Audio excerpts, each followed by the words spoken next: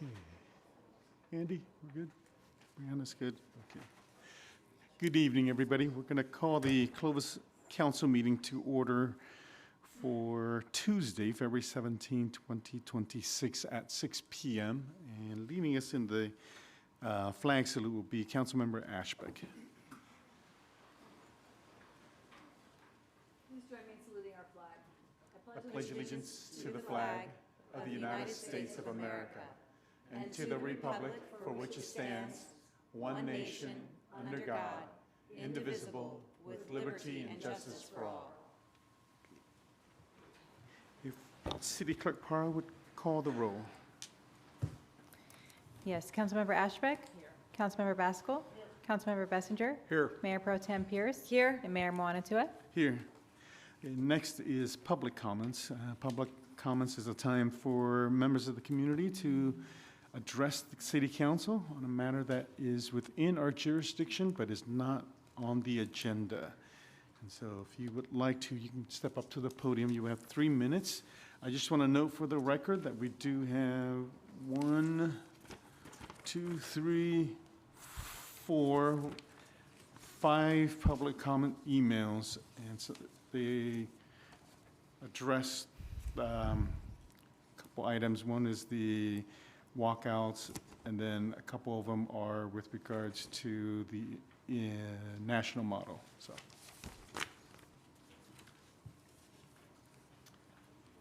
Hello there. My name is Derek McQueen. I work at a book barn in Clovis, over down the street, around the corner. And I would just like a few minutes of your attention to talk about the dire states of this new Clovis transit system that you guys have put out. I've been sending emails to members of the council and to city managers and to Nick Chin, the director of transit, over and over, and I'm just alarmed that the problems have not been fixed. Since you guys went to this new system in November, you know, the text service that was supposed to be accurate has never been accurate. The buses, which promised by your literature, supposed to be a half hour or less frequency, have not met up to that standard yet. And I'm direly concerned. Friday night, I closed the store at 5:30. I walk my best to the bus stop, which is, by the way, in a corner that has no sidewalks, and it would not be wheelchair accessible to someone with mobility issues. I go to the stop. The stops, by the way, down Pulaski, have been designed so that there is a plate that is blocking your view of the bus if you are sitting at the bench. Things like this have been asked about, but again, I don't know if there's any been effort to fix these things. It will block the view of not only the passenger waiting for the bus, but it will block the view of the driver who should be able to see a passenger at the stop. I'm not sure what's going on. So I get there, and I'm walking up Pulaski 5:40. I'm there by 5:45. I text service. It says there will be a bus there at 56 after. Okay, I'm there at 5:45, 11 minutes to wait. So I get a little nervous at 5:50. I call dispatch. I hear dispatch says, oh, well, it's going to be like 20 minutes. Okay, but your text service said 5:56. What do you do about that? How do you fix that? How do you let the system know, the driver know, that this is what people are expecting right now? So anyway, I wait there at 6 o'clock, I call dispatch again. Oh, it should be no more than 15 minutes. Okay, it was 20 minutes again. That adds an extra 5 minutes to this thing. Well, the bus didn't show up till 6:35. I've been there for 55 minutes. Okay, that's not half hour or less service. I don't know what transit is doing to fix this problem and to adjust to this, but I feel like it's just gotten worse. Previously, the buses that you guys had were very much on time. The drivers were very much, when you had a schedule for your buses, You could plan your whole life around. You could figure things out. You had management of your own time. Nowadays, you know, I didn't get to the DSS, which I catch the number 28 at DSS to take me home. I missed 2 connecting Fresno buses, and I had to catch a bus at 7:11, which meant that I got home, and by the time I walked home from the bus stop, it was just under 8 o'clock at night. I got off at 5:30. So 2.5 hours of my life was taken up by all the problems that this transit is doing. I'm just telling you this, and I'm reporting these stories. This is not that is just the one most recent story. I've been trying to keep everybody in the loop as much as I can. I don't know what you guys can do. I don't know if you're not giving transit the right resources to make this promise that you made to the community in your literature happen. Or I don't know if you guys need to go back to a scheduled type of system so people can have a little better idea of how much time it's going to take them to get places. People have to get to doctor's appointments. People have to get to work. People have to get to school. And this new system is not serving these people who have these things to do. So, thank you. Thank you, Derek. Yeah, and I think, Andy, I've been receiving pretty much all your emails, sir, and I think, Andy, you've been working pretty closely with Mr. McQueen. Mayor, if I may, if you would like to, you can directly interact with Amy Hans, our General Services Director, in the lobby here in just a moment. Okay. Or we can talk later this week. But I remember when Amy was in charge of transit, and I always thought that these changes we would have more frequent service and later service. Sir, let me just show you. Amy, can you raise your hand so that way in case, so you can, yeah, so that way you can talk. Okay. Thank you. Okay, go ahead.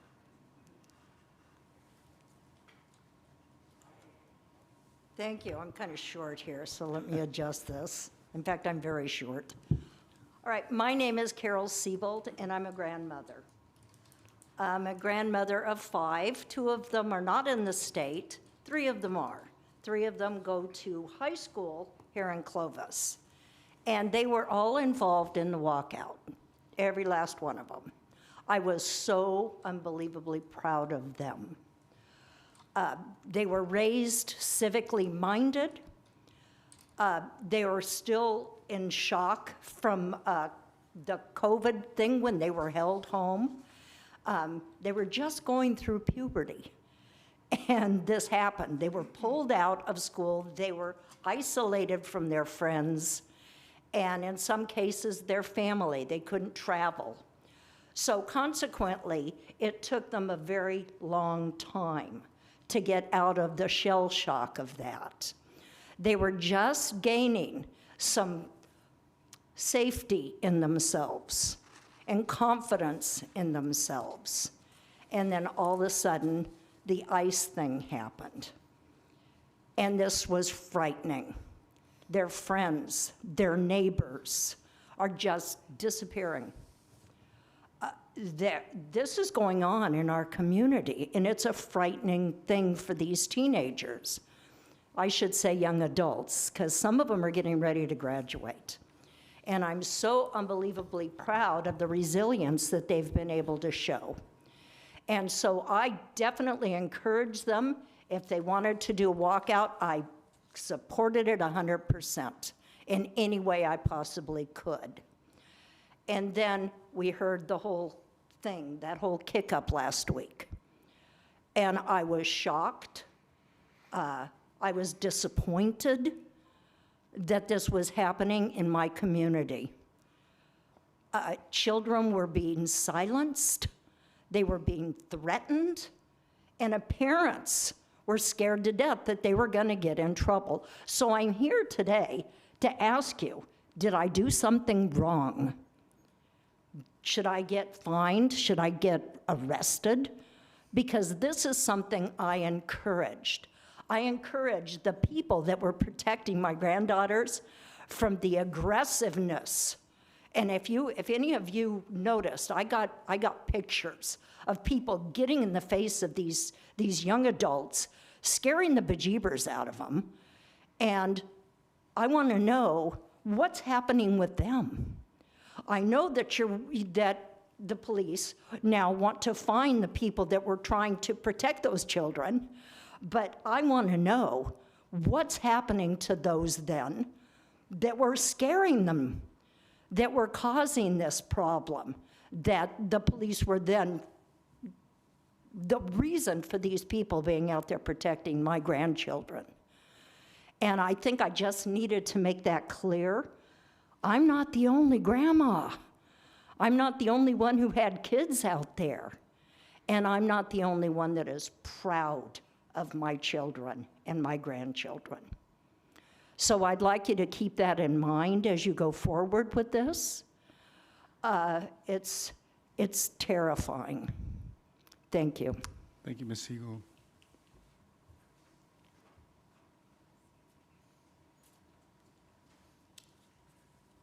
Kay Arataberry, 56 West El Paso.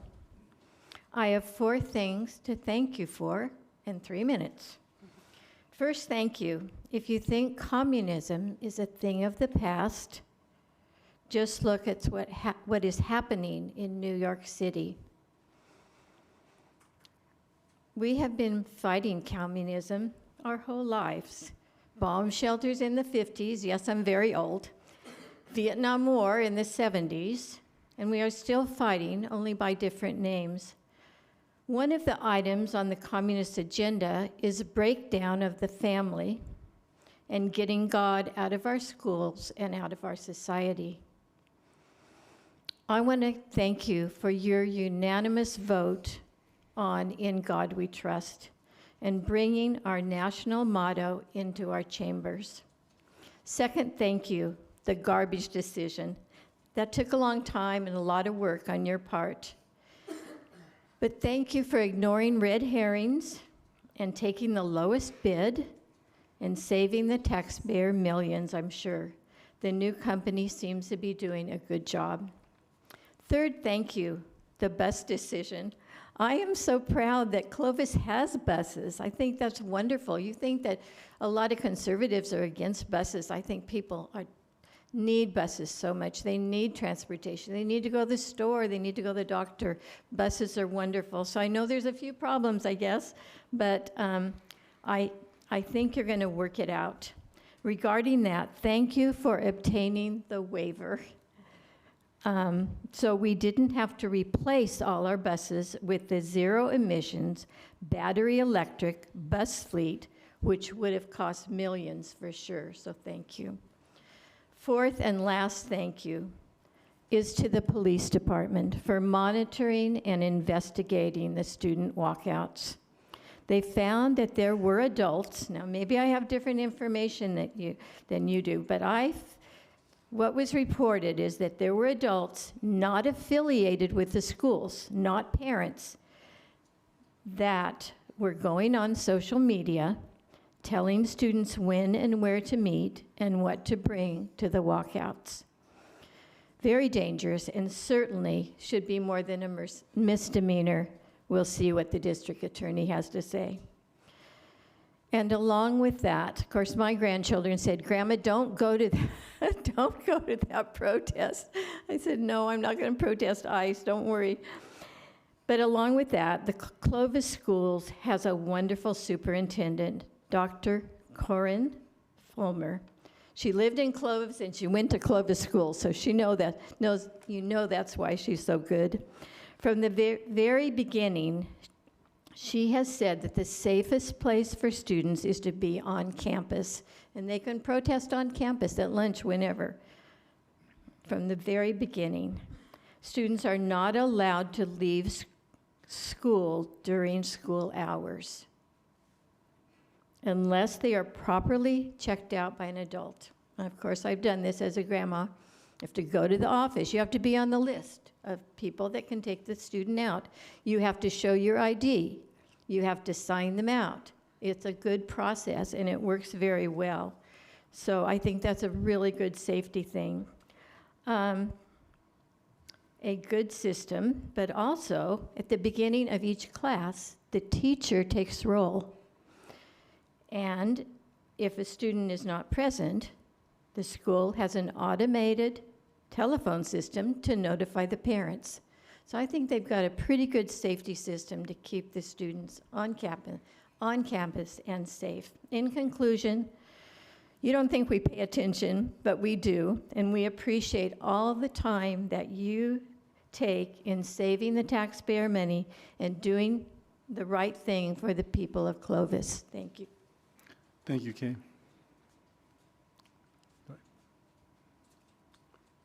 Good evening. My name is Stephen Trevino. I live on Bullard. I know I hate to be kicking a dead horse. I know I'm always talking about the same thing over and over again. But the other day I was walking right here on Bullard, right here by 5th Street, Sunnyside. And that spot, they're talking about the same spot that I've been talking about. And I'm asking again that we do something for the people that live in my neighborhood. The Stanford Addition, some people call it Beanville, named after the water pumps.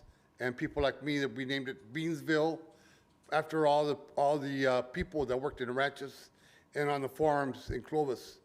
And we just spent $40,000 on the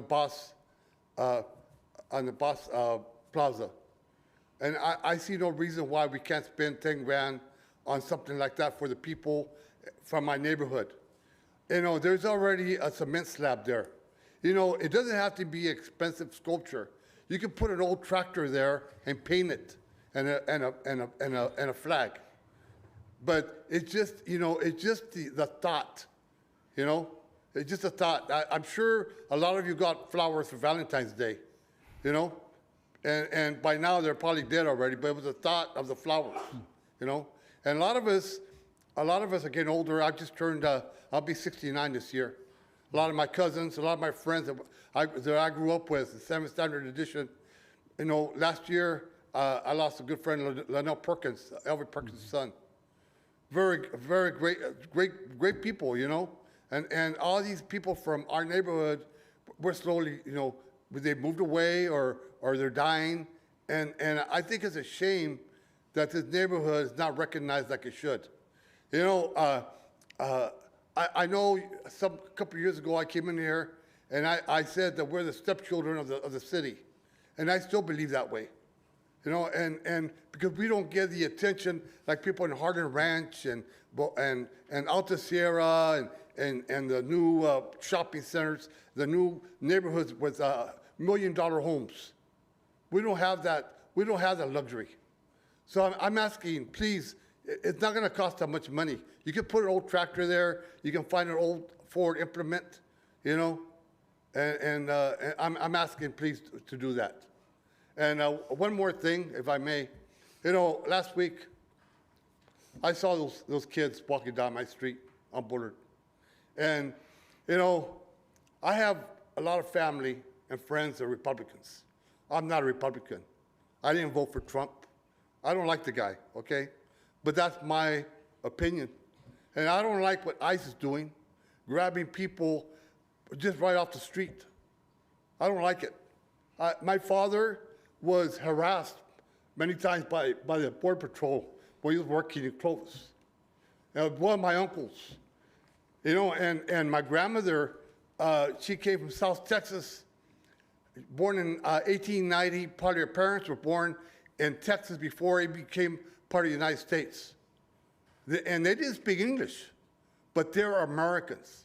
And I think that's the problem nowadays. Nobody knows what an American is anymore.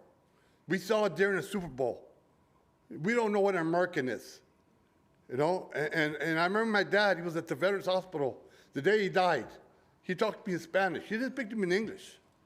So, and I think this country, we're in the crossroads. It's really scary what we're seeing today. I understand it was just a prayer meeting this morning. We need to pray for this country. We really do. But anyways, thank you. Thank you, Mr. Trevino.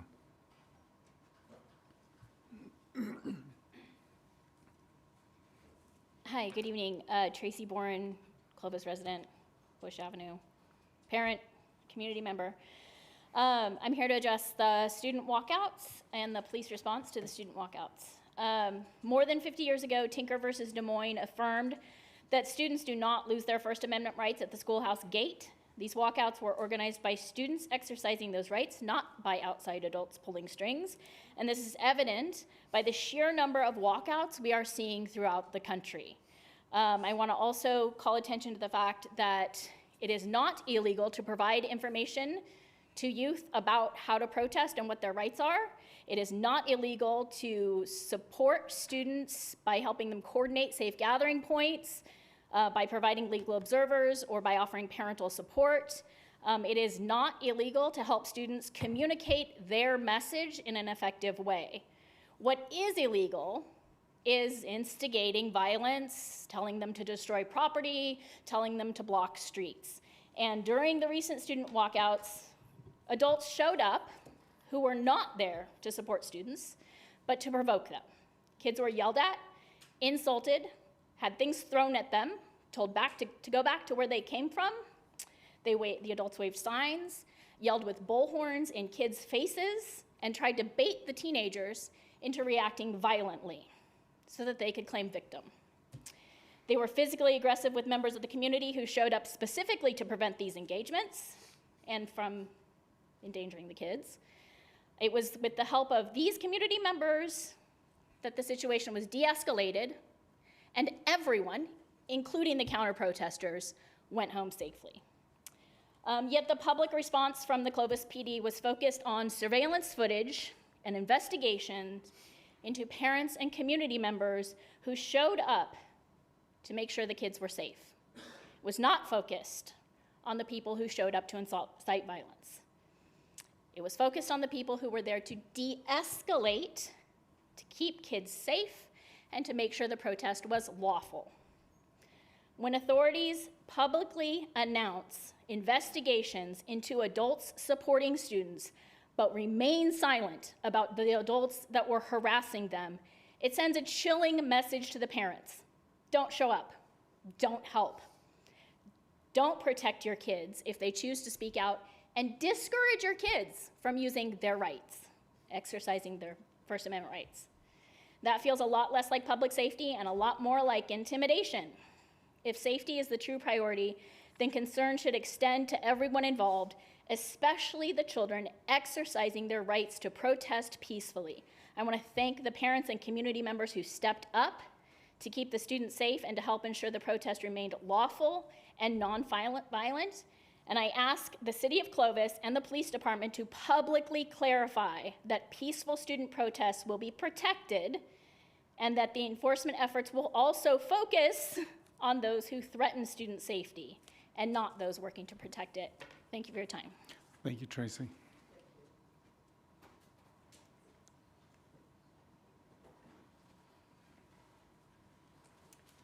Hello, hi, my name's Kyla Mitchell. I am a Clovis Unified mom. I have an 8-year-old, so I'm here to also represent her.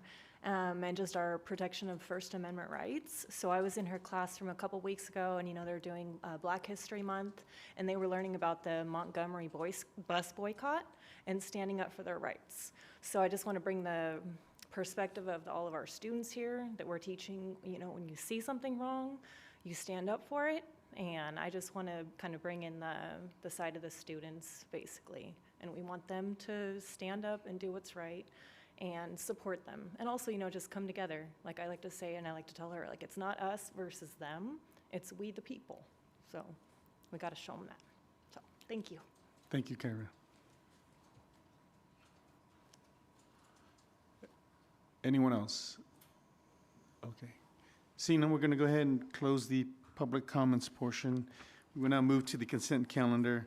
Consent items are routine in nature and recommended for approval by the City Council. These items will be considered and voted on as a single item unless a council member requests separate consideration of any item. We have items 1 through 9.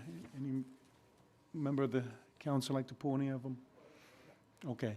Anyone in the public have any comments with regards to items 1 through 9? Like to address any of them?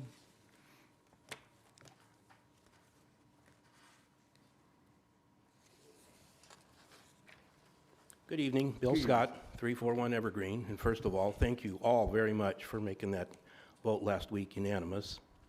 Now I'm back to what I was originally here doing. It seems to me, and there's always a reason, but it always goes in one direction. Everybody in Clovis got a raise last summer, and now you're coming up with a way to give them an even bigger one. I don't mind people, especially the police department, making a good living. But when you start out with making a good living and then every year, constantly, you're accelerating the increases far beyond what us in the private sector get, and then turn around and come back next week and say we need more money for taxes. Bill, do you know which item, All 1 of them. through 9? Well, I don't. Which one you would? All of them. It's just, Okay. I know you're not going to Anything change it, and different. what I'm going to say isn't going to make any difference tonight, but it's just this constant thing of everybody's always getting more and more and more beyond what us taxpayers are getting with our salaries, and we just don't have a way to keep up with it when you keep raising the taxes on us. So I just want to make that comment again. Thank you. Thank you. Anyone else like to address the council on items 1 through 9, any of them? And I think the ones Mr. Scott was referring to are probably the side letters, and they are items 2 through 7. Yeah. Anyone else? Okay, seeing none, I'll bring it back to the council. What's the pleasure of the council? I'll move for approval of the consent calendar, item 1 through 9. Okay, second. Okay, motion second. All those in favor signify by saying aye. Aye. Any opposed? Motion carries. We'll move to administrative items. This is number 10, discussion and direction, city gateway entry feature and signage, theme and design guidance. Staff on this is Tatiana Partain. And I don't know your name, sir. If you give your name as well. There we go. Simon Andrews. Okay. Thank you. Go ahead, Tatiana. Good evening, council members and mayor. My name is Tatiana Partain. I do work within the engineering department for planning and development services, and this is Simon Andrews next to me. He is the selected consultant of Graphic Solutions that is working on this project for us. So we are here this evening to seek guidance from council members on the city's entryway feature, specifically in relation to its design. So just to give you a little bit of a background, because it seems a little confusing. This project went out with an RFP. It was one of 3 elements. So the RFP went out in 2025. We then selected Graphic Solutions. The 3 elements highlighted as a part of this project were the trails wayfinding plan, the resources guide, as well as the design of the entryway signage. So not to be dramatic, but gonna eliminate 1 and 2 because I wanna bring back the focus to number 3, which is the entryway signage. We got approval to enter into the agreement in December, and we kicked off the project here in January. So tonight's presentation is a little bit different. It's designed to be and truly intended to be interactive. So as comments, questions, or anything that come up, please feel free to interrupt us. We want to hear all your feedback. So the focus for tonight will be getting us on track to design the concepts for the entryway feature. So in order for Simon's team to really get started, they need to know what we expect or anticipate the location, the type of structure, and all the various elements they should be considering when going through the design process. So that's what he will be presenting this evening. Before I turn the spotlight over, some terminology definitions. I have a habit of interchanging entryway and gateway, but they are both defined to mark the arrival at a specific location. These can be placed actually at the city limits, or they can be located in selected high-volume areas well within the city limits. Graphic Solution included in their proposal a definition of city entryways offer opportunities for iconic gateways in various forms to welcome visitors and reinforce the city's unique brand and personality. So regardless of the terminology, the idea of this element is to establish a true sense of place within Clovis. So forgive me again, I am a visual person. So up on the screen, you're going to see all the various markers that we've used throughout the city for areas. We have the Harlan Ranch H, the Dry Creek Preserve, Loma Vista, Heritage Grove, Helm Ranch, Old Town. We know that there's more to come. And then for our older areas of town, the Bronco Billy. Those areas are defined. We are focused on the Blue House. That's what we're here to define tonight. What is that true sense of place within Clovis? So, oh, no problem, water break. You're totally fine. Questions we will be asking tonight. You don't have to memorize these, council members, but I just wanted to put them out there so you can keep it in mind. We are going to be seeking your preferred sign structure or structures. We're going to be asking for your preferred location or locations, as well as elements such as lightings, materials to be used, and colors to consider during the design process. So without further ado, I will turn it over to Simon. Tatiana, can I ask a question? Oh, yeah, of course, already. So if Yeah. when you were dramatic and you took out 1 and 2, Oh, yeah. Why? I don't remember, like, I don't know how I guess, is it not all those things, or is it's just this tonight, or, because it was all those things, trails and paths, and so, but you've narrowed it down the work to just that you've come to Clovis. We're looking just right now at welcome to Clovis. Correct. And I think Okay. it's because Simon will, in his presentation, define, this kind of sets the stage for the other signage that Okay, I his see. team will be doing, because it kind of gives the peak of the sign hierarchy and what the design concept will look like, so then they can all cohesively brand together. Yeah, Got so we'll be coming back with those other pieces. Okay. Yeah. Thank you. So, and we're working on them sort of in parallel.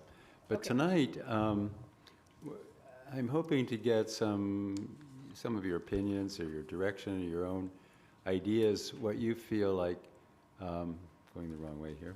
Oh, wait. Oops, wrong way. There we go. That's the one. So there are a number of shapes for gateway signs, and some work well in certain locations and others in others. And obviously, you have to have a fairly significant entryway for something like that one in the upper left. You can make it more narrow, like the one in the middle next to it. And then the one in the lower left is more vertical, and it seems like there are a number of situations, currently medians, which might accommodate vertical pylons such that. And then you need a much wider area to accommodate a horizontal sign. So part of the question is, are there preferences for shapes? And then we can also look at opportunities for siting these. And we're starting to look at both in the community.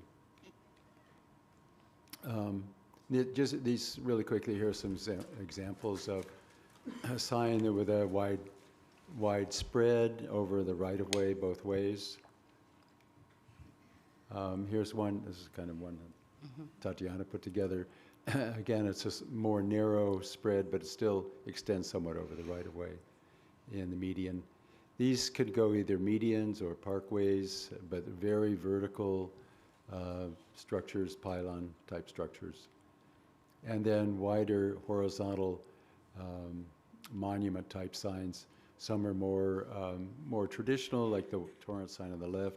Some incorporate digital screens, like the Windsor sign. And then there's some that are even more sculptural and more decorative, like the Zamperini example. And then less expensive and more typical for less important entryways might be panel-type signs, like the one on the left or the one on the right, which you already have some examples in the community now. So we've also looked at some typical locations, potential locations for gateways, entry gateways, primary gateways that might accommodate some of these larger signs, whether they be vertical or horizontal, things like that. And looking at the locations, these are some views that may not be perfectly accurate, but just to give you a rough idea about how some of these forms might appear, just even in silhouette on these examples that tie back to the map. And there are potential locations in the future that we may want to plan for that may not even be on the map yet. But it seems to me that this is an opportunity to come up with a kind of a family or a program where there's some kind of consistency. So even if you implement 1 or 2 or 3 signs immediately, there's a plan for the future development for this growing community. So, which might accommodate, say, larger signs or different kinds of shapes and forms. So, I had a question. tonight I'm all ears. Yeah. So are we looking at city gateway, or can it also be area specific, meaning like Old Town Gateway as well, and Or Harlan Ranch? Some of the neighborhoods like we heard about Oh, it could be, tonight, yeah. or are we looking at all that, or are we just looking at entry into Clovis, so it'll be just a Clovis gateway? Well, Or is it everything? I just our- wanted to know that. Our scope is primarily city entry, Okay. but there may be opportunities to adapt that scheme, and it should maybe take into consideration neighborhoods within Clovis. That makes sense. So that, again, there's still a family. There's also specific plans that have been established that have identification markers within them. So like for Loma Vista, for example, Heritage Grove, those are already kind of built in. Now, when we looked at Heritage Grove, there's opportunity on the city limits that maybe we redefine that as a Clovis sign rather than just a Heritage Grove specific sign. Those will be things that staff will need to work with planning if that's council's direction tonight. But in the older areas of town where maybe a specific plan hasn't been identified, like Helm Ranch, Stanford Addition, those type of things, I think that's where Simon's saying that Old Town, we can maybe look to what signage could look like for those areas, but right now that's not the focus. It would be just the Clovis. Okay, thanks. It's a good idea, though, to Yeah. recognize the community as well as the city in some of those specific neighborhoods, yeah. Mhm. Yeah. Thank you. Go ahead. And- Just some- Oh, so sorry, Simon. And just, this was the map that I had provided to Brianna, and I gave it to you guys in like hard copy form because it's a little hard to read.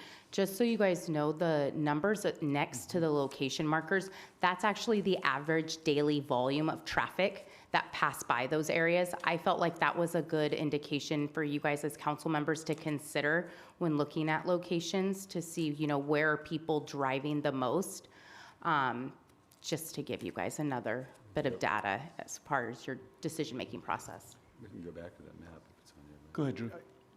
I guess, and I realize we're kind of, it may be going a little further than we're looking at. Can you go back? Back.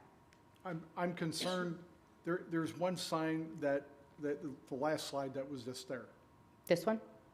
not this one. This one. Nope. Keep going. Keep going. That one.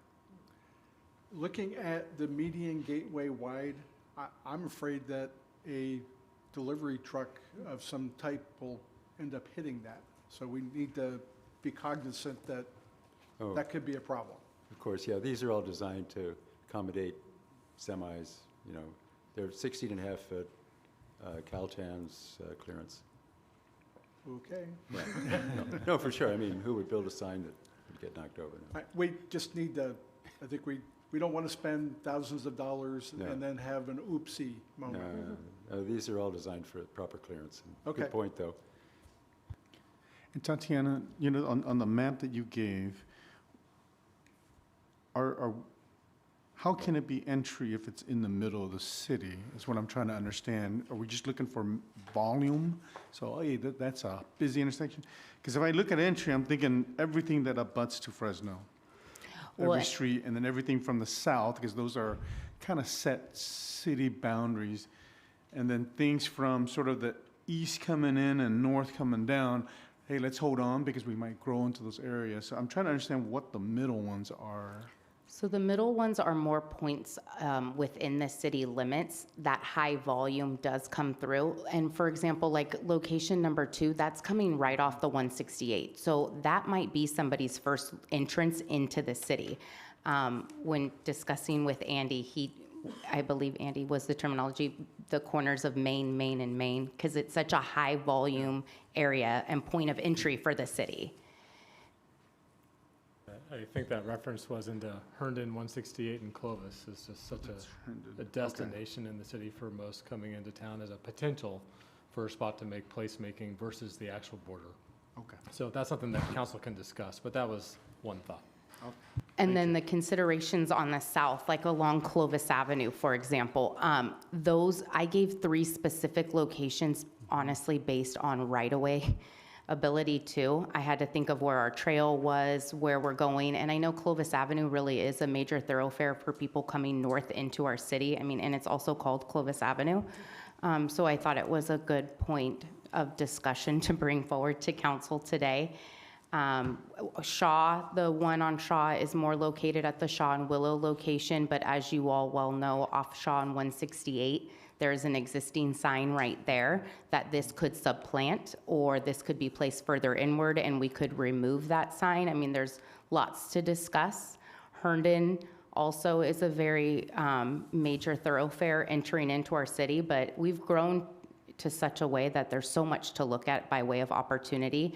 At the north of this map, you'll see 2 blue dots. Those were ones more for future consideration because growth hasn't occurred in those areas. So if at council's direction tonight, it would be evaluating one of those locations or keeping in mind, let's say like the one off of Shepherd and 168, we know eventually the thought is that could become an interchange for 168. So maybe we need to keep that in mind as we grow and build out into that area. So those are why those are there, as well as number 9 is identified already because it is identified in the Loma Vista specific plan as an entryway into Clovis, more for Loma Vista, but like I said, we could work with planning and make that a city limit or city entryway marker as well. Mr. Andrews, is it just not popular to have every single street? You know, like, for example, every street coming in from Fresno on our western border, where you just got everything. So every time, if I come in Barstow, if I come in through, you know, Herndon, everything. So I see, oh, okay, I'm in Clovis, and everything from the south too. Is it just not? No. Do you kind of pick one only, and then the others you kind of don't know you're going into Clovis? That's why we showed those, the other panel type signs, because where they're like these, where there's more secondary, lower traffic count, maybe less important entryways, we would use something like this. Okay. The city already has the small panel signs entering Clovis, but the idea is to have a program where the primary signs, the larger signs, and the secondary panel type signs all relate, and into a program that's recognizable. There's consistency of the brand and the branding message, colors, imagery, and everything. So however you enter, you know you're coming into Clovis. So Tatiana, these red ones and potential blue ones are big ones, or can it still just be one of these like Shiner there? And the map. Whatever you'd like. Okay. So, There is opportunity if we want to bring in a sign like, let's say the Herndon and 168. At Herndon and Willow, the city limits sign where you cross, we will actually have a redone panel sign as well. But if that ends up being the location for a major marker, so to speak, an entryway, then that panel sign would not be located there. Instead, it would be the large one. I just want to understand your map. So these red ones are major markers. Potentially major markers, Yes, potential. And your report is not suggesting a major marker at Herndon and Willow, or even if it's McCall coming into the south side. So because you only put red dots on a couple of them, so I'm trying to understand, are you not wanting the other ones to be major or wide open, whatever you want, council? Those were not preliminarily identified, but we can go back and look at them. One thing, like I know off the top of my head, Herndon and Willow, there's trees within the median that would need to be considered for removal if we wanted to do some, like a major entry feature there. So we would just have to logistically look at it and evaluate it for something of this nature. But it definitely can be. So, Yeah, moving forward. So, go ahead. I was gonna say, here's the rest Mhm. of the images. So as you can see, like in number 6, there's an opportunity for something potentially in the median or even like a horizontal structure off to the east, which would share the right-of-way with our trail. True. You do have a number of opportunities in those medians where the red dots are. And the beauty of the median is you own that real estate, you own that view visually. And there's less competition, visual competition, if you incorporate the median location in signage. Obviously, the parkways, there's more visual competition. So we look at those opportunities first. And then there's other issues as well but you want to consider illumination, visibility, and so forth. And most of the red dots, there are opportunities for entry signs. I think if there are strong opinions about materials, about shapes, about visual elements, it would be good for us to hear those going forward. Because we will come back with some options, various options for you all to weigh in on and pick. So this is an opportunity for us to listen.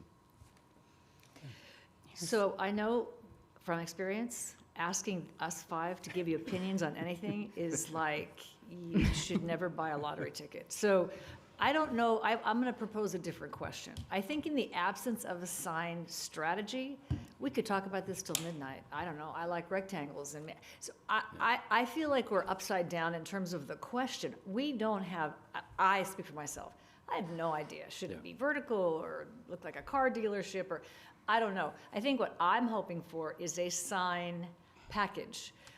I don't think, with all due respect, you can have welcome to Clovis at every street. That seems a little weird, like, okay. But where do you enter the city the most? Is it Willow and Herndon? Is it something and something? Is it 160? I don't know, whatever, from a traffic perspective, what are those main corridors in?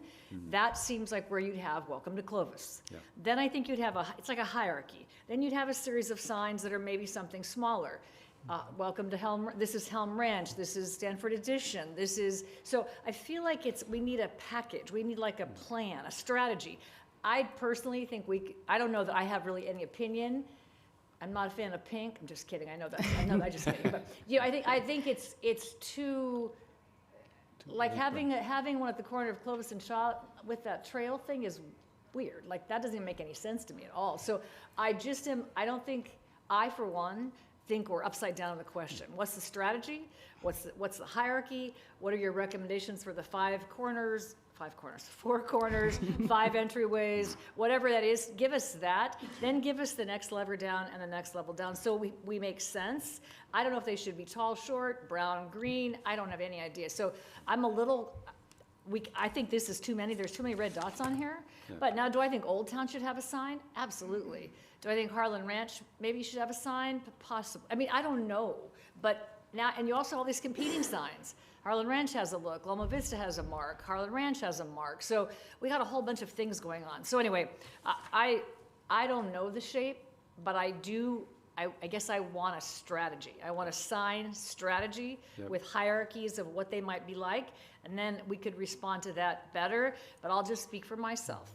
5 people, open-ended question. We know how Drew decorates. Don't ask him any opinion about anything. Just kidding. But I mean, I just think it's... You should say that. I have an idea. No, he doesn't get to talk right now. But anyway, that's my opinion. I don't know. I think this is too many signs, for sure. But I would love to see a sign strategy and then go from there, and then we could judge whether it's here, there, what is it going to say, a whole bunch of questions to kind of handle. But I have opinions on everything except this, except there's too many here and I need a plan. before I can really talk. We intend to come back with a strategy. Yeah, I'd like to, that for me, it'd be better to talk about the strategy I than the understand. sign for now. No, Go ahead, Drew. Drew, control yourself. Actually, I do have I was in Visalia here a month or two ago, and Visalia has an entryway on some of their overpasses, and I think we could do something similar. We could have a rodeo theme right at Bullard, because that's where you get off to go to the rodeo grounds, and I think this would actually be better, certainly, than a plethora of signs, but that's, and I'm throwing this out because I've seen it northbound on 99, I've seen it at different communities, and I think this gets us the most bang for the buck, but that's just, as Lynn said, just one person's opinion. But I think we need to consider these things too, because they seem to make sense, but That's good. that's all I got. Good input. Yeah, we've done some of those, and that, it's not an entry sign per se, but it's certainly a very strong statement of identity, for sure. It's going to tell people you've arrived in Rodeo City. Very, very clear, yeah. I don't want this to go to your head, Drew, but I kind of like that idea. That's the only thing you're ever going to get from me. But no, I'm just kidding. But McFarland has a cool one, right? McFarland is another city. We actually looked at that. They're not free. They're not, and they require Caltrans. Yep. But they are, because we looked at it at Valley Children's, at that crossing on Children's Boulevard, could have been a cool thing. And so maybe someday. But anyway, McFarland was our model. But I actually like that idea a lot. Not even a lot. I like it a lot. Write that down. Yep, 652. There you go. But anyway, that's a good idea. I think that's definitely good too for future consideration to the Shepherd and 168, getting way ahead of it. I don't know reactively what we can do with the current Caltrans facility and what the actual navigation of that process would look like. I know Simon's team has worked in Coronado, and he informed me that Caltrans actually owns nearly up to the storefronts there, and it was a nightmare for them just to put wayfinding on their street posts. They have an art committee. Caltrans has an art committee. Yeah, exactly. That's why I'm thinking there's other. It's doable, though. I mean, it's still, if you can pay for it. They're not going to pay for it, or they're not going to maintain it. I remember with Harry's sign. But they are going to do it. Harry's sign cost a whole heck of a lot of money. Yeah. And that seemed wrong. Seemed like a shakedown, but. Well, and the bridge is even more, because it has some, certain specs, and you can't jump over it and blah, blah, blah. But I mean, it is possible. And we got kind of far down the road at Valley Children's to talk about what that would be like. So I know it's a thing, but they do have a very specific process. But we have Caltrans District 6. I mean, we could do that if we wanted to consider that. But I think it is, I do like that idea. I think that's a cool thought. Definitely worth evaluating, yes. Yeah. We've done those, and they're very effective. Okay. So we had specific asks this evening of the council, so just to get through. So just to give you guys an idea, given the short time frame we had, we were able to ask for some initial feedback. We asked our youth commission, as well as we've identified the general plan advisory committee as kind of a task force, so our GPAC, and then we have an internal stakeholder group.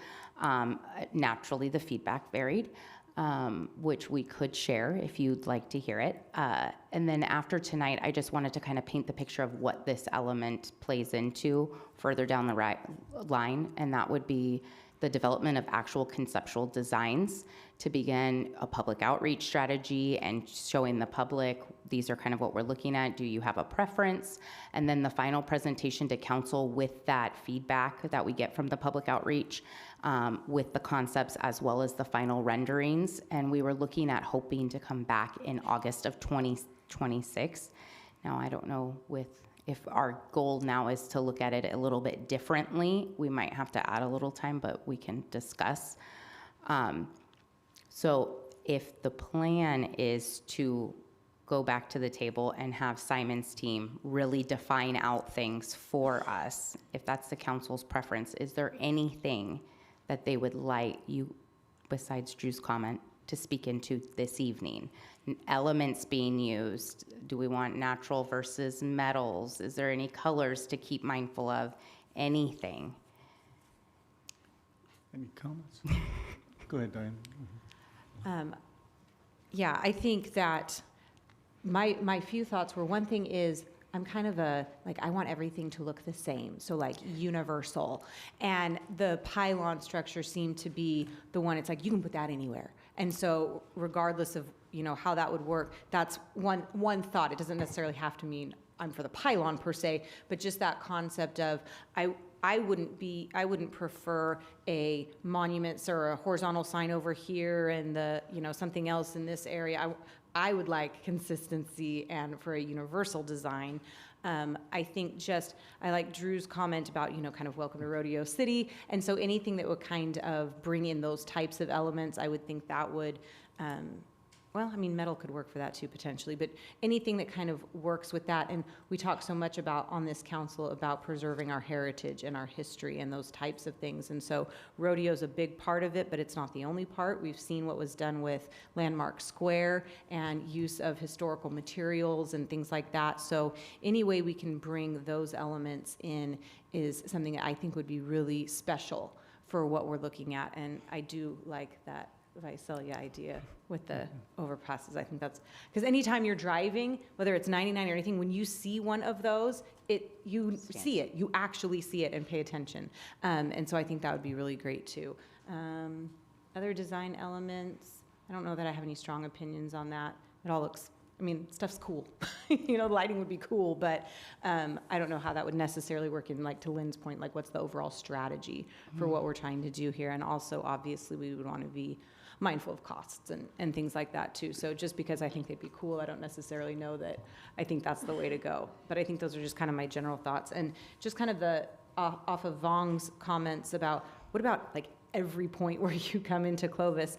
I think there is something to that, just in the sense, and I like that you pointed out, that's where the different kinds of signs would come in. And so, kind of identifying those big markers, whether it is something where a lot of people enter Clovis off the freeway, even though it's kind of in the center of the city, but that's their entry point off the freeway. That, I think, is a reasonable consideration too, as far as a larger sign. But then something, and maybe it isn't every single intersection as you're coming in, but some of those major ones, just something that ties it all together. And even if you're, coming in off of Bullard instead of Herndon, or Knees, or, any of these, as we continue to grow, we do see the entry traffic increase in those areas. So those are my thoughts.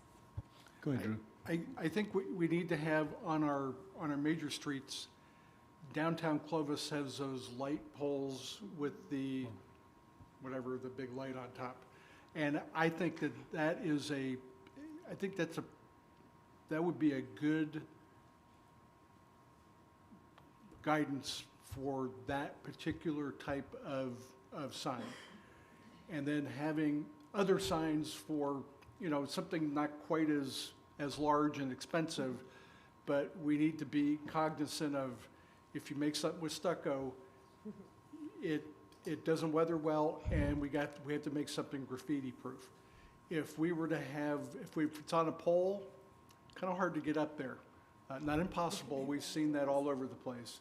But we want to have something that's going to weather well, so the material needs to be something that we don't have to replace every 5 years. But I think having a consistent sign at our outer limits, and then we can work on the other ones. Go ahead, Lynn. Just the only other comment, we spent a fair amount of money on our logo and our brand and all that. We don't need another one. Part of the reason we did that is because we had 12 or whatever. Every utility truck, had a different. So I think we have to be mindful of what is our brand. If we're going to change our brand, we have a set of colors. We can change all of that, but I just think we have to be mindful of all that we already have. And if we want to change it, we can. But I think then you're biting off a big piece of work to update all that. So I think I would say that. And I guess I'm thinking you're kidding about Rodeo City. We're not called Rodeo City. Let's not get in. I'm kidding. Oh, thank God. I couldn't code. But I think we don't want to introduce some little tagline that's not a tagline. So I know this is probably not popular, but when that sign went up at Shaw and Armstrong that said, "Welcome to the Avenue," I thought that is weird. We don't call it the Avenue. So, but we gave it a name and it became the name. So I think we have to be very careful that we don't introduce words that are not words. Helen Branch is a thing. Stanford Addition is a thing. So I think I would be careful that we don't introduce new language, new taglines, new things into our vocabulary just yet. It's really just, you've arrived in Clovis. We're glad you're here. Buy something and go home. No, I'm just kidding. Okay. That's good input, thank you. Yeah. Did you have anything, Matt? Okay. No, mine is, I still like the big ones for wherever we're going to find, but I still believe there's a lot of pride in the city of Clovis. Every entry has to have something small, but uniform.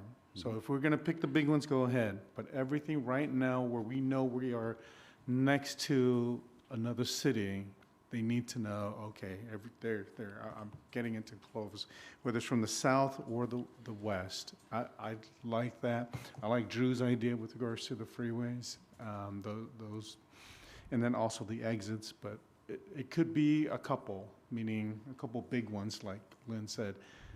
I don't know if we'll have enough for every single entry like I do, but I feel like people need to know they're coming into our city. And I think the brown signs tell something, but I think a monument or whatever, something, not monument, but something smaller on those small streets can really, really work well. And so, anything else from the council? Okay. Is this your end of your report? I'm going to open the public in case. If you still have more, then I'll wait for the end of your report and then, okay. You're good. We're good. Helpful, thank you very much. Good.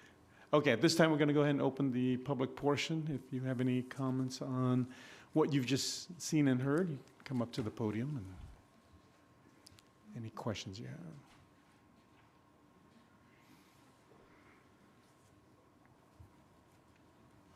I'll throw in my 2 cents. My name is Steve Trevino. I live on Bullard. In Bakersfield, and I like Councilman Bessinger's idea. Here in Fresno and in Bakersfield, they got these big signs, and they're unforgettable. I mean, they really, once you see them, you don't forget them. And I think that would be that is a great idea. You know, especially if we put one on Bullard, you know, and one maybe on Clovis Avenue. That would be really neat. Yep. So, anyways, thank you. Thank you, Mr. Trevino. Anyone else? Okay, seeing none, we're going to close the public portion. Do you have enough direction, Tatiana? Okay, thank you very much, Mr. Andrews and Tatiana. Thank you. Okay.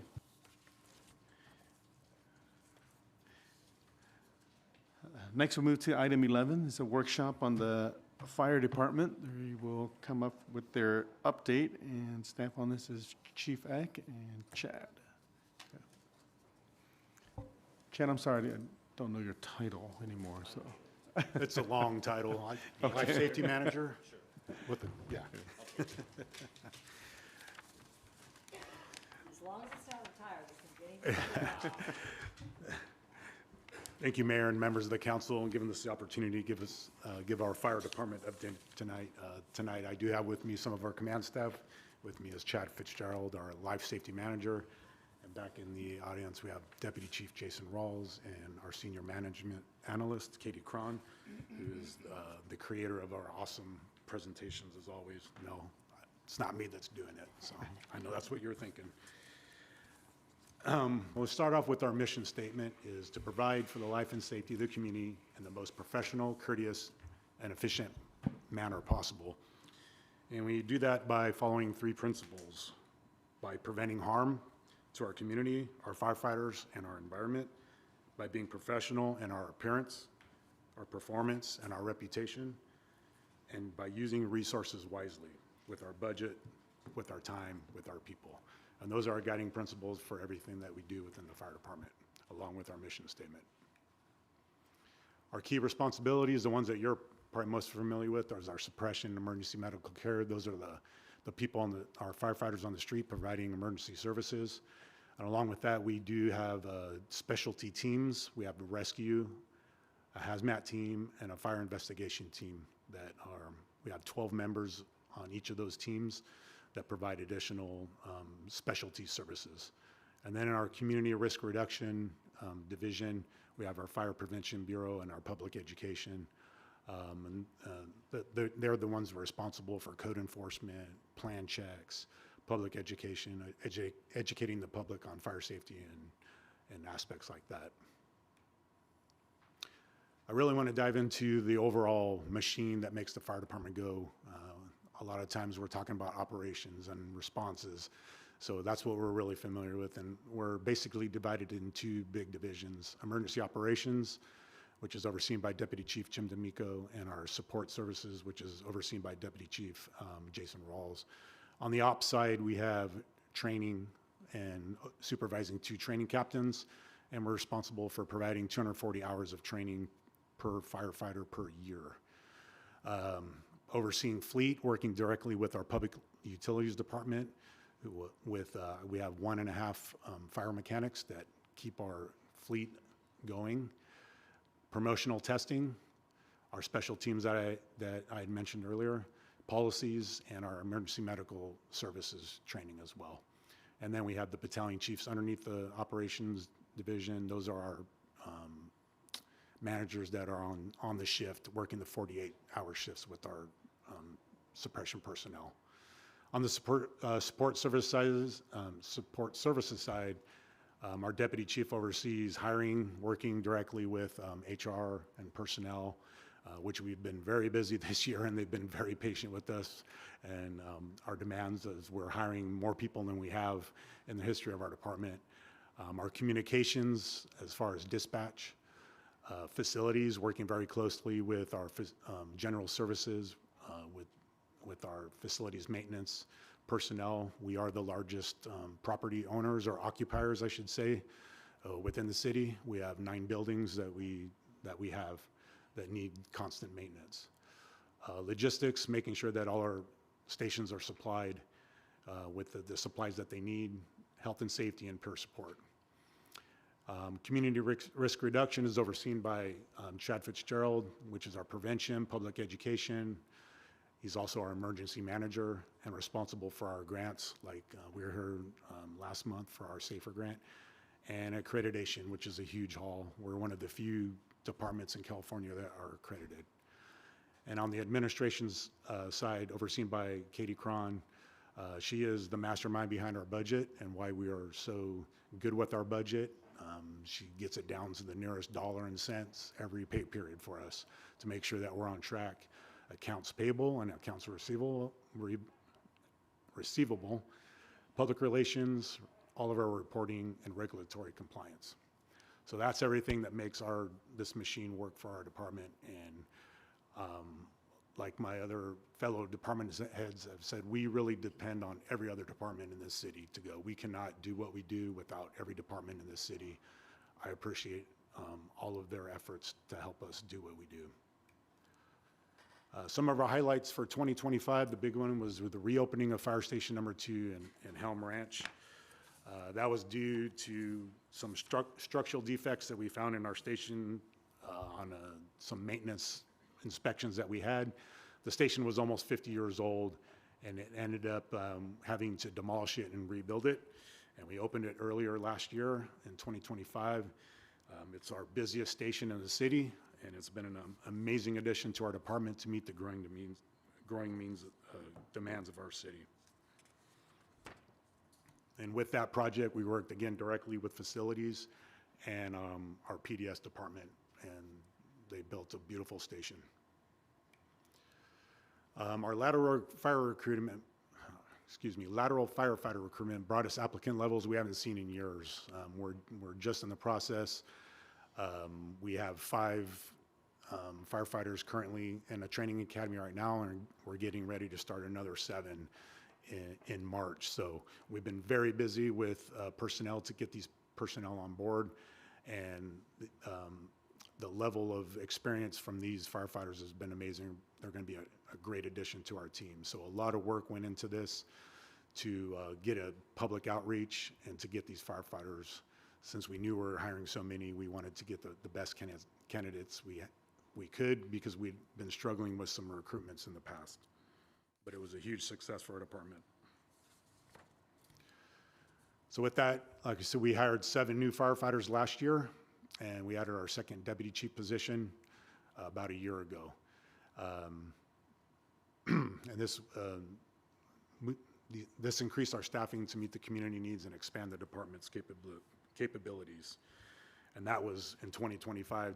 Like I said, currently right now, we have 5 that are going through our academy, and then we're going to do another 7. So that, within a year, that's 19 firefighters that we will have hired. So that's that's the largest amount of firefighters we've hired in the department. So it's a big change for us, and we've been very busy. Another highlight is on the community risk reduction division, which I'll let Chad talk about. But as the fire chief, having a strong prevention bureau is very important for the success of the fire chief, but more importantly for the department and the safety of the community. They are our first line of defense. So with that, I'll let Chad talk about him. He's been with the community risk reduction for 20, 25 years. So he's created this amazing team and been along with it. So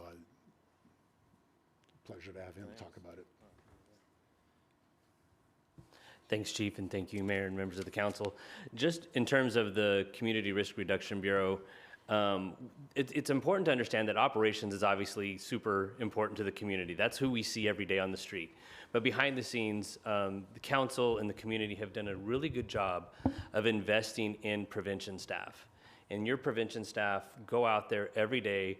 There's over 3,000 inspectable occupancies in the city. They're split into biannual, and then there's also over 300 occupancies that are state mandated, and those include schools, apartments, and the hospital. The state mandated inspection workload came out as a result of the fire they had up in Oakland, the Ghost Ship fire. And so we meet that nearly 100% every single year. But up here, what you can see is that mitigation effort, and what are we addressing out there? What does the staff capture? Fire extinguishers that aren't certified, documentation of smoke alarms, which is super important in our multifamily community, exit signage, all of those things that you see there, that's just the top 10. There's over 300 different violation types that we've captured, and it's not violation, it's corrections that we actively make with the business community as well. If it weren't for partnerships that we have with the Clovis Unified School District, Greg Newman at the Chamber of Commerce, the reputation of the division wouldn't be what it is today. And we've hired probably some of the best personnel in the state. Our Deputy Fire Marshal, Rick Foltz, has helped write the code as it's been changed over the years. And I want to thank the City of Fresno Fire Department for letting me poach 2 of their crack staff into our shop over the last 5 years. So again, the investment you've made there does pay dividends, not just from enforcing code, but creating a safe environment. And it's really pronounced when you look at what happened in Switzerland in the bar this last January. That occupancy hadn't been inspected in over 5 years. And so the work that we do in coordination with the police department every year, we go through and do bar checks right before rodeo when you have the heavier load of the bars in Old Town. And that coordinated effort not only, again, addresses the hazards, but it creates a working relationship that benefits the department and the business community moving forward. Quick question, Chad. Yeah. So the others, there's only 10. The others are less than 3%? Yeah, some of them are less than 3%. Those are just the top 10 that we see. So some of the ones that you don't see but have a gravity in terms of getting them addressed would include exiting hardware, being able to make that single motion to get out of a building, or not have to turn a thumb latch. Just ensuring those exits are clear. You see a lot of extension cords used as permanent wiring. Not supposed to do that. Or blocked exits where they stack product. Mm-hmm. And again, we address the hazard, but we also work with the business owner to make sure it's mitigated in a way that it doesn't always result in a fine or a penalty. The investment the fire department has made in the software package that we use is phenomenal, because what it's allowed us to do is we can come out to your business, we'll note the violations. You can respond back electronically with pictures of having them been addressed so that we reduce the amount of times we have to come out. It saves you time and it saves staff time so they can move on to the next business. And what's great about that is I see the correspondence from staff back to the owners, and it's always super appreciative, super friendly, thank you. So while it may seem sterile that it's a software package, there's still that connection that we make back to the business owner themselves, and it's a much more positive working relationship. And how many of those, just the top 10, do we charge a fee for? It is very rare that we're out there charging. You have to like 3 times, and then I might come out and put the kind hand on your shoulder and say, please don't make me do this. But it really is, the goal is compliance, not penalization. There's a few times we'll write things up, but it's very infrequent, and it's done in coordination usually with other departments. So when we're talking that level of enforcement, it's usually in coordination with building, maybe planning. Usually there's a lot of other issues going on besides fire. Okay, thank you. Great, thanks, Chad. And some of our key metrics for 2025, our call volume was just under 13,000 calls. Our total response time for all priority calls was 7:55, which is longer than our standard. And our building inspections, like Chad was talking about, that we have completed was 1,646. And that leads us into Measure Y and how it's affecting our department and our service delivery. And I'd like to thank the city of Clovis and the citizens for approving Measure Y. It's been a game changer for not only for our department, but for the entire city, that we can provide the best level of service in all our departments for the city. We established 3 goals for Measure Y, and goal number 1 was to increase staffing by hiring additional firefighters to reduce response times to all calls for service, expanding services by staffing additional apparatus, and then improve involvement, increasing opportunities for public education, recruitment, and community participation. So I like the last time you saw this graph was several years ago, and it was before we got into Measure Y. And if you see the red line is our staffing, the last time, is there like a little, oh, yeah, there is. The last time it was 67, the same, one less than it was 20 years ago in 2006. Well, I'm proud to announce for the first time since then, we've improved. When we hire the next 7 and get the squad in service, we'll be up to 83. So that's how big of an impact Measure Y is having on our staffing. So it's truly incredible. Last year, we added the 2nd deputy chief. That gave us number 68, and that put us at the same level we were in 2006. And then we're adding 15 firefighters for the engine and the squad. So that's where our investment is going. And with that, we'll be able to staff an additional engine, which will be Engine 41 at Station 1. And this will be in service on March 16th. As soon as this Academy of 5 is done with their training academy, they'll be on the floor, and we'll staff that additional engine. It'll be a dual company station. We'll see a decrease in response times in the first U area and reduce the wear on our ladder truck, providing an additional engine company to provide continuous coverage throughout the city. By having an extra unit, it'll also give us the opportunity to cover another station if somebody's at training, or if another engine's on an extended incident, then we can move around. And then when we get the squad in service, and we'll have 2 additional units. And that's really we're gonna see some improvements with that, because we do training, and we'll take 2 engines and they're at training at the training center. Now we'll be able to move the 2 units, and we'll keep all 6 stations covered at all, most of the time. Because that's where we run into issues where somebody's at training, and then we have another engine from another district come over, extended response times. Chief, for a dual station, does that area get divided between the 2 engines, or is it sort of a first come? No, the engine will be first out when they're there, and then for medical aids.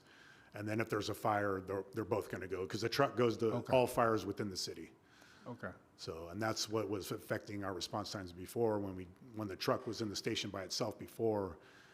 If it was on a medical aid and a fire comes in, then we're asking for a truck from Fresno.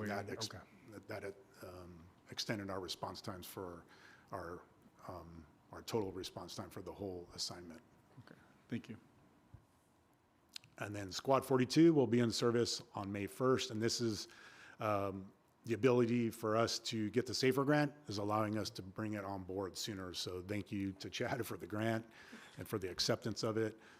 Originally, we're planning to put it in to start hiring for it in July of 26-27 budget. So this allowed us to put it in service several months sooner. And again, that's going to be at Station 2, and it's going to help us reduce response times in our busiest area. And when we get stacked calls, when there's numerous calls back to back in the same area. And again, with that coverage that I was talking about. Additional projects that we have with MeasureWise, apparatus ordering. We ordered the squad and the engine for engine 41. We're using a reserve engine right now until we get the new engine. The new engine will be in 2030, and our squad will be here in 2027. Fire station number 7, we're working with planning and development services to secure the land for station 7 in the Heritage Grove area. So we've been working with them diligently over the last 7-8 months to do that. Advanced life support, we continue to evaluate the feasibility of moving to a full service fire department providing advanced life support. And we're in the process of recruiting for a GIS analyst, and this is a shared project with the police department. We've been talking about this for quite a bit. We both have needs for a GIS personnel. We don't have enough for one position each, so we decided to work together and split the position. So we should be hopefully recruiting for that position within a couple months. Our 5-year objective is to provide cost-effective, efficient service with pride that reflects the best practices in the fire industry. And this is from our strategic plan and our strategic initiative number 1. So our focus for the next budget is, since we've had this rapid growth of personnel on the operations side, almost a 20% increase in staff, that's going to put a strong workload demand in our headquarters staff. And kind of going back to that graph, we have almost the same or even less headquarters staffing than we did 20 years ago. So now we need to catch up in that area. So this has been our biggest challenges, is to keep up with the growth of the city. So with the addition of this staff, we're going to look at increasing support staff within our headquarters to meet the needs. And two of the positions that we're looking for would be to get a community service officer, and this would be assigned to Chad's division in community risk reduction. They'll be tasked to handle public education and lead the department's volunteers with the Clovis Emergency Response Team, or CERT. And we're also looking to add another staff analyst, which would be assigned to the training bureau. Which is essential to ensure training of all sworn personnel is developed, logged, and compliant with numerous regulations. Fire Station 7, again, dealing with the growth in our city. We're going to continue to work with PDS to purchase the land and start the planning phase, so we're able to build a station as soon as it's funded and the infrastructure is in place. And hopefully looking to remodel Fire Station number 3, which is our oldest station now, to avoid a situation that we had with Station 2. It's our oldest and smallest station, so it only has 2 bays as compared to everything else that has 3. So we're looking to expand the building to the north to allow for the addition of a gym, which it has never had, and additional storage for essential equipment, and remedy some of the rot that's in the bathroom. So that's some of our other goals. But with that, I'd like to thank you as a council for your continued support of the fire department to thrive, so we can continue to try to be the safest city in the valley. As a fire chief, I truly appreciate it, and I'm grateful to be in this position with our great fire department, with our command team and firefighters, with our department head team that works diligently together to do the best for the whole city. It really is a unique situation, how well the city works. It's not like that. It wasn't like that in my previous employment, so I appreciate that. And to the citizens who truly care about their community, and it shows, thank you for your continued support, and we will always strive to to deliver the best service to you. With that, I'm open to any other questions. Any questions or comments? Go Just ahead. one question, Chief. What's the future of the training facility, I guess now, or I'm not sure what you're calling it on Fowler and Bullard, right? Across from Clovis High. Fowler and Bullard? Oh, you mean, okay, that used to be our logistics center, and we moved out of that building, and So what is it now? it's vacant. We moved out. Would that be considered in our assessment of city Yeah, facilities? we took a look at it in the assessment that's coming at the next council meeting. And then we'll be looking at it for long-term use, if any. Okay, So that's a question mark that we need to answer as a community. okay. Thanks. Okay. job. Thank you. At this time, we'll go ahead and open the public portion. If you would like to comment or address this report, you may do so. Okay, seeing none, we'll go ahead and close that. This is a receive and file. Thank you. So thank you, Chief. Thank you, Chan, for the report. We will now move to item 12. And then this is also a receive and file. And this is informational update on the annual tobacco retailer license fee. So staff on this is Russell Mooring and also Sergeant, right? Yeah, Coach O'Brien. Go ahead. Good evening, Mayor and Council. Thank you for having us. Appreciate your time. I'm going to give you guys an update regarding our TRL and our communication efforts that we've attempted with industry representatives.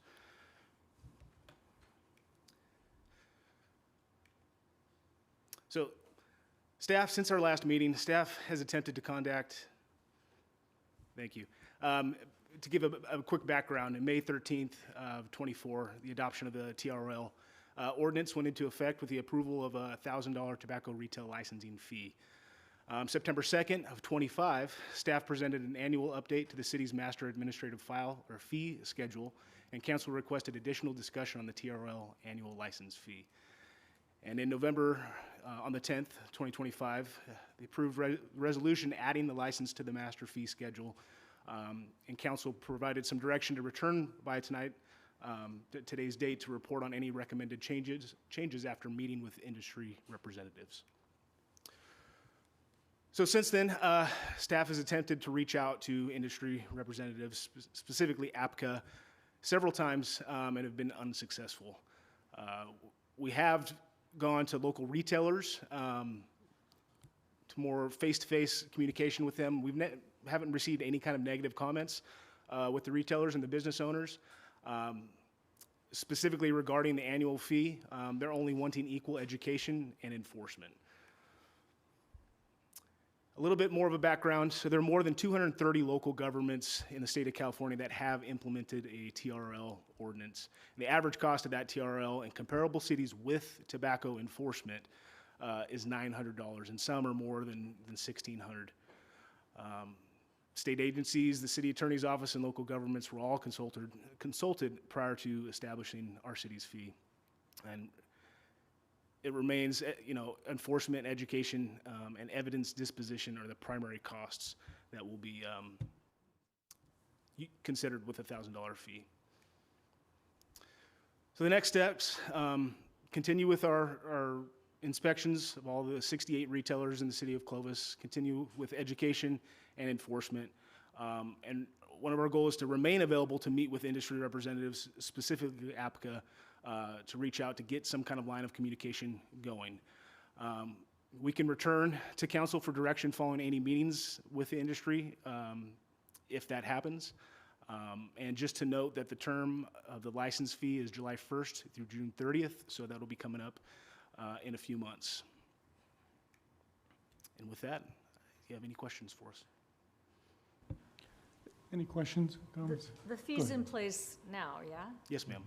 And is there a past due? If you didn't pay this year, then July 1st comes around, do you still owe that? What's the collections process? Well, as of right now, every retailer is up to date and Okay. have paid the $1,000 fee, so Okay. we haven't come across that. Okay. That's partly my job, would be to stay on top of that and make sure each business owner is in compliance, or I would go after them, or go meet with them to recover. Thanks. Yeah. Corporal Mooring, thank you for going out to visit a lot of the retailers.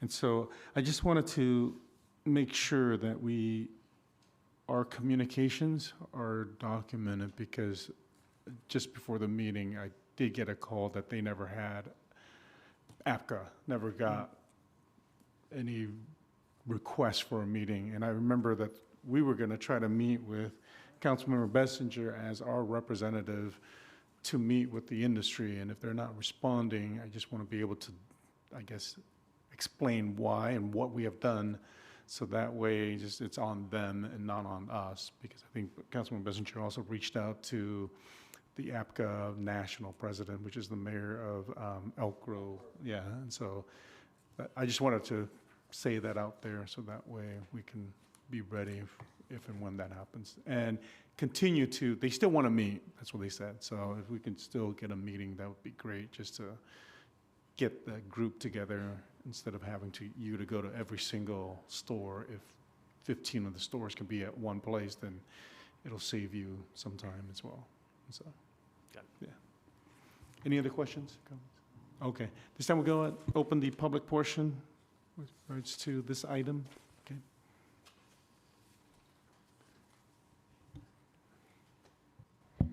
Okay, good evening, everyone. My name is Bao Leah. My work is in public health advocacy, and I currently work with the California Health Collaborative for the past 11 years. My role is to assist the city of Clovis in crafting ordinance to protect youth and its residents from tobacco and vape use and exposure. I want to acknowledge all the efforts behind the ordinance over the years. Great outcome has come from it, as you've heard from the Clovis PD. I also support the city with tobacco, vaping, prevention education. So I table at the local schools and community events, and also do presentations. We host monthly youth advocacy meetings, and then we take youth on trips. Actually, next month, we're taking them to Sacramento to meet with their legislators to educate them on the impacts of tobacco, vaping, use, and exposure. I really enjoy this work and mobilizing communities to advocate for healthier communities. We all have a role in this. Today with city official, we encourage you to consider safe and responsible retail practices to protect especially youth who are highly vulnerable to tobacco use. I also like to share a recording, if that's okay with you. A member of the Youth Coalition member who couldn't be here today recorded me something, and she wanted to share it with y'all. Sure. Would that be okay? Mm-hmm. Okay. She's quite creative. I gave them a 10-minute, we hung out Sunday, and I gave them like a 5-minute recap of what's going on here today. And she is in theater, so let me see.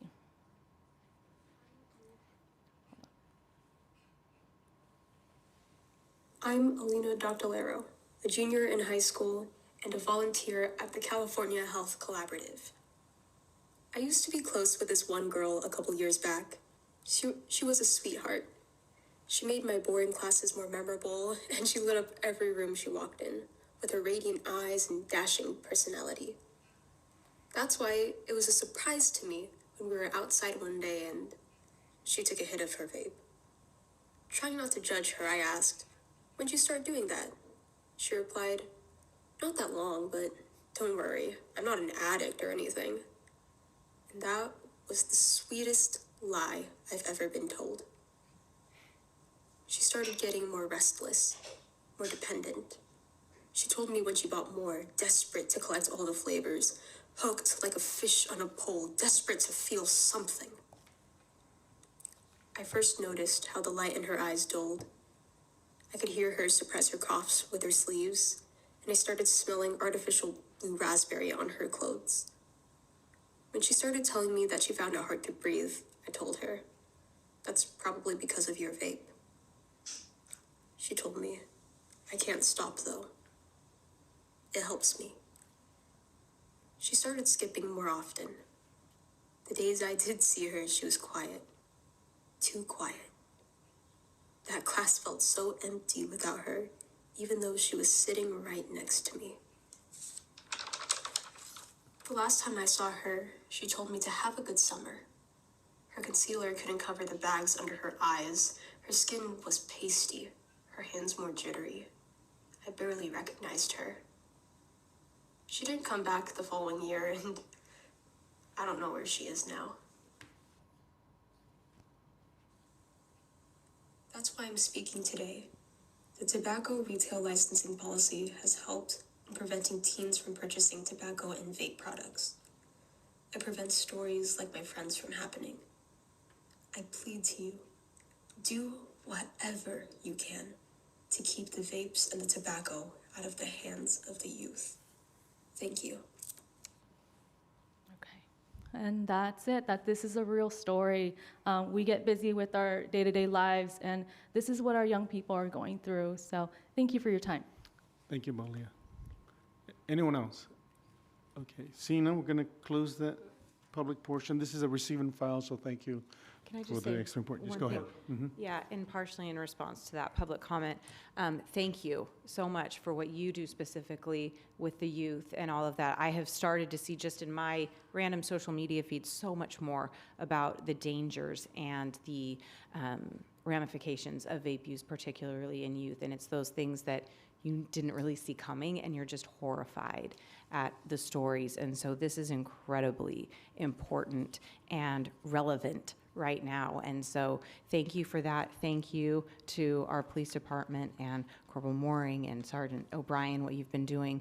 And again, I also want to, again, thank our staff that always works with Clovis Unified and has been incorporating our youth commission into a lot of this education process to really get that message out about the dangers of tobacco and vape use, particularly in our youth. So just kind of bringing that all together.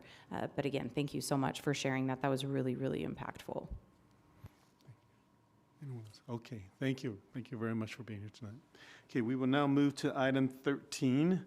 And this is to consider approval of adopting a modified salary structure methodology for City of Clovis unrepresented management employees and changes to wages. Staff on this is Amy Hans, our General Services Director. Amy. Good evening, Mayor and council members. The Brown Act requires a verbal report on changes to salaries and benefits for the city manager, department heads, and other executive staff. The changes I will be reporting were developed and recommended after the city conducted a salary structure analysis of all job classifications throughout the entire operation. You do have one revision on the dais. That was a position that was inadvertently left off the list. But the following executive management positions were identified as in need of salary adjustment. City manager, 2.43%. Assistant city manager, 1.44%. City clerk, 9.78%. Our director of planning and development services, actually, I left hers off. Economic development, housing and communications director, 10.25%. Finance director, 5.01%. Fire chief, 4.37%. General Services Director, 5.01%, Police Chief, 7.68%, Public Utilities Director, 1.44%, and our Director of Planning and Development Services is 5.01%. That concludes my report, and I'm here for any questions. Any questions of staff regarding this? Seeing none, going to go open the public portion. Any comments from the public on this? No? Okay, we're going to go ahead and close that, and then this is, we have a motion, or what's the recommendation of the council? Motion to approve adopting a modified salary structure methodology for City of Clovis unrepresented management employees and changes to wages. I'll second. Okay, we have a motion, second on the floor. All those in favor signify by saying aye. Aye. Any opposed? The motion carries. I'll vote for it even though I wasn't in the room because we did it in We were closed discussing, session. yeah. Okay, Next, we'll move to city manager comments. Andy? Yeah, thank you, Mayor, members of the council. Just a couple next week. We have a planning commission meeting, and then it is Clovis's birthday.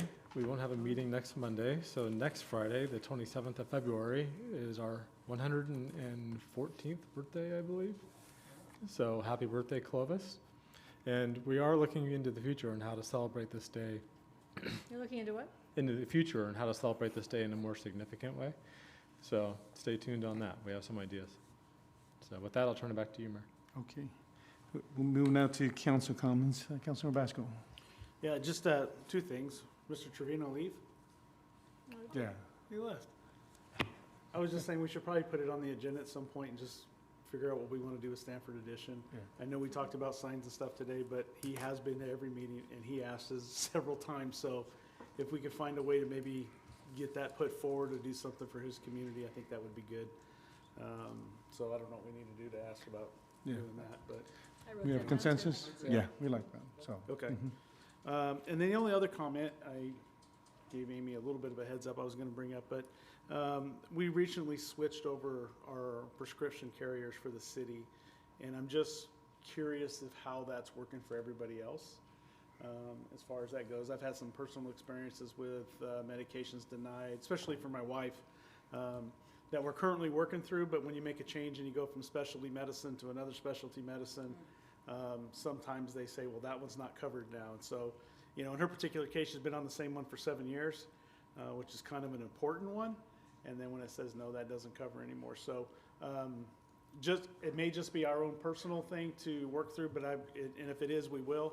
But I was just curious if anybody else is having any type of issues or anything like that through the city, or if those are any other types of complaints that are coming forward. So, and with that, that's all I have. Thank you.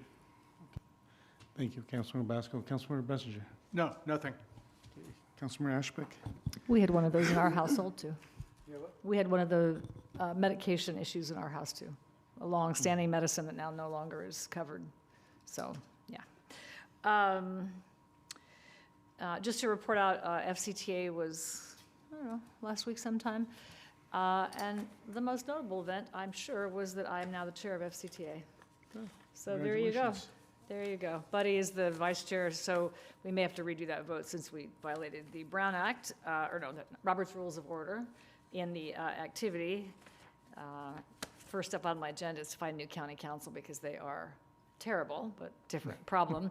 But anyway, so yes, so we'll see what we can do to just keep the process going forward on FCTA for as long as it lasts.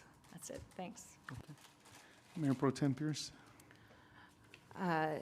I don't think I have anything other than just acknowledging there was a wonderful Fresno Clovis prayer breakfast this morning. Mayor, you did an excellent job, as always, representing our community. And it's just a great opportunity to see so many different people from all over the area coming together for a common purpose, which really is the benefit and the good of our communities. And so it was a great morning for that. Heard from the CEO of Hobby Lobby and had some really inspirational message for people. So that was great, and I appreciate staff being there in support of that event as well. Okay, can I ask, Yes. Diane, can you share about your press conference today? I would be happy to. Thanks. There has been a lot of talk over the last year plus about the future of Measure C. I think that has been one of the hottest topics of conversation, actually. I don't think you'll find an elected official in Fresno County that would tell you that Measure C is not vital to transportation needs in their jurisdictions as well as across the entire region. However, the most recent process that brought forward a measure kind of generally known from Transportation for All, I don't think meets the needs of what the residents of Fresno County really asked for in the process. And there is an alternate measure that has come forward. It's called Fix Our Roads Fresno County. And all the details are found at the website fixourroadsfresno.com. And I am proud to be a proponent of that. 82% of the funds go directly to fixing our local roads. It maintains public transit at status quo levels. And so I think it really does answer that call that the residents of Fresno County gave in all of the surveys, which was to prioritize fixing our roads. And so I encourage people to look into that, see what it's about. Again, you can find the details at fixourroadsfresno.com, and I'd be happy to answer any additional questions offline, but I participated in a press conference to introduce that measure today. Thank you. Staff, have you analyzed that measure in terms of its impact on Clovis? Were you aware of this coming? I just want to make sure No, you had a we- chance to evaluate the impact on Clovis. Not yet. We received it today, and we'll be doing so. I look forward to that summary. Yeah, I did forward that information and had kind of given them a heads up that something was coming, but timing-wise, needed to wait until everything was actually final, but I have forwarded that to them. Thank you. Okay, I wanted to report out, presented a proclamation to the National Association of Women's in Construction, and the local chapter is 108. They always meet here in Clovis at Andiamos? Andiamos, yeah, so pretty cool. We also, I want to thank staff for delivering just a certificate to Mrs. Shintaku. She turned 105 years old, and she is a Clovis resident. So we gave her a little blanket. Yeah, and so it's always nice to see them. And then thank you, everybody, for being at the prayer breakfast this morning. And that's all I have, and we are adjourned at 7:45 p.m. Thank you.